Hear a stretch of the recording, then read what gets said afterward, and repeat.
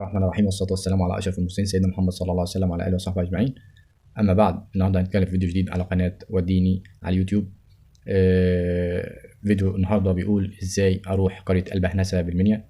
إزاي أروح البهنسة بالمنيا؟ أهم الأفكار: أين تقع قرية البهنسة ولماذا سميت بذلك الاسم؟ 2. أهم المعالم الأثرية والتاريخية في قرية البهنسة. 3. سر الدحرجة على الرمال، قصة السبع بنات، أشهر الصحابة الذي تحتوي البهنسة على رفاتهم طاهرة. آخر حاجة إزاي أروح البهنسة. أتمنى قبل ما تدخل في الفيديو إنك تضغط لايك تشجيع لنا وتعمل اشتراك ليصلك كل جديد، تفعل الجرس، واكتب لنا في التعليقات لو عايز تروح مكان معين. أين تقع البهنسة ولماذا سميت بذلك الاسم؟ تقع قرية البهنسة داخل جمهورية مصر العربية في محافظة المنيا في صعيد مصر، مركز بني مزار، على بعد 250 كيلو من القاهرة خلال 3 ساعات، يعني على الطريق الصحراوي الغربي. سميت بأسماء عديدة، منها في اللغة القبطية بار مجيد ومدينة الشهداء، وأخيرا وسميت برضو ببهو النساء، لأن يقال أنه كان هناك حاكم شديد روماني، وكان له فتاة جميلة من شدة جمالها وحسنها كان يلقبها ببهو النساء، فسميت بذلك الاسم البهنسة. ده آخر اسم لها يعني. تمام. طبعا وسميت بلد مدينة الشهداء لأن دفن فيها كثير من صحابة رسول الله صلى الله عليه وسلم عام الفتح الإسلامي عام 22 هجرية.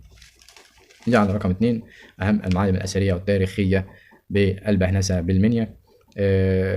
طبعا البهنسة تحتوي على 17 قبة للصحابة رضوان الله عليهم، ومنهم أيضا قبة السبع بنات، وهي مدينة أثرية قديمة. يقول المؤرخين العرب أنها كانت مدينة ذات أسوار عالية ولها 4 أبواب،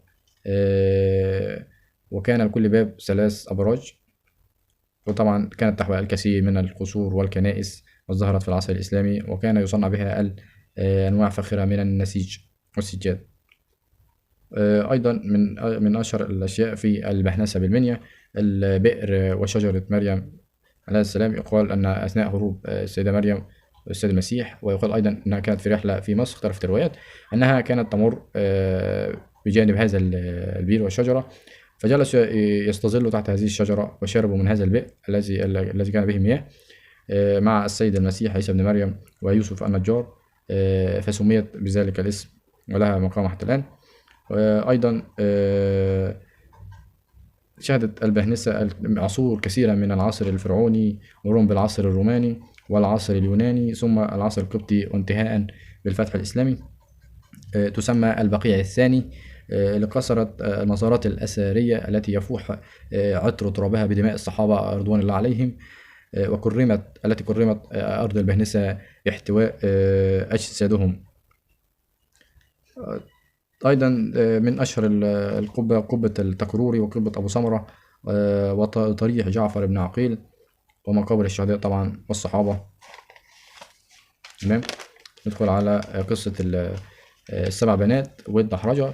يقال أنه كان هناك مجموعة، دي أشهر روايات أو اختلفت الروايات يعني، أو مجموعة 7 فتيات أو مجموعة من النسوة شاركنا في حروب المسلمين ضد الرومان مع عمرو بن العاص، وكانوا يقاتلون طبعا الرومان، ولكن كانوا يلبسوا زي الرجال حتى لا يكشفن أمرهن، حتى استشهدوا وقتلوا، وعندما قاموا كشف وجوههم وجدوهم أنهم من السم.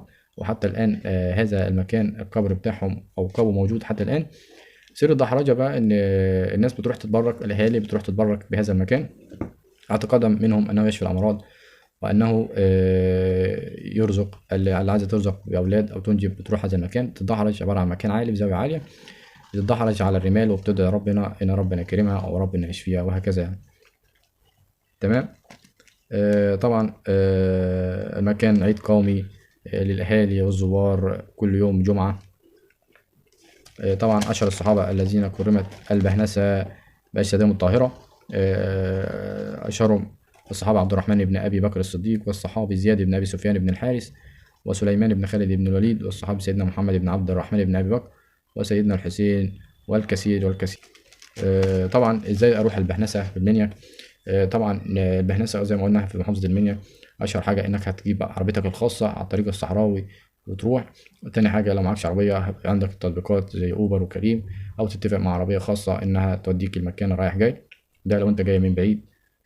يا اما بالميكروباص، تركب من القاهره او من اي مكان الطريق الصحراوي الغربي المتجه الى المنيا، او انت جاي من الوجه البحري هينزلك قريه البهنسه دي بين مزار. ولو انت جاي من الصعيد جينا اسوان وهكذا تركب مغاغه بين مزار الصحراوي الغربي هينزلك البهنسه. او لو انت عاوز تركب ميكروباص تركب قطار كهربائي، تركب القطار من اي مكان هتنزل محافظه المنيا مركز بين مزار، محطه بين مزار داخل المنيا. هتنزل المحطه هتركب قريه صندفه، من صندفه الى البهنسه وانت راجع نفس القصه برضو طبعا. ده كانت ابرز المعلومات عن قريه البهنسه بالمنيا. نتمنى ان انتم تكونوا استفدتم بالفيديو، ولو عجبكم اضغطونا لايك تشجيعا لنا للاستمرار، واشتركوا معنا في القناة وفعلوا الجرس ليصلكم كل جديد، واكتبوا لنا في التعليقات لو عايزين تروحوا مكان معين. والسلام عليكم ورحمة الله وبركاته.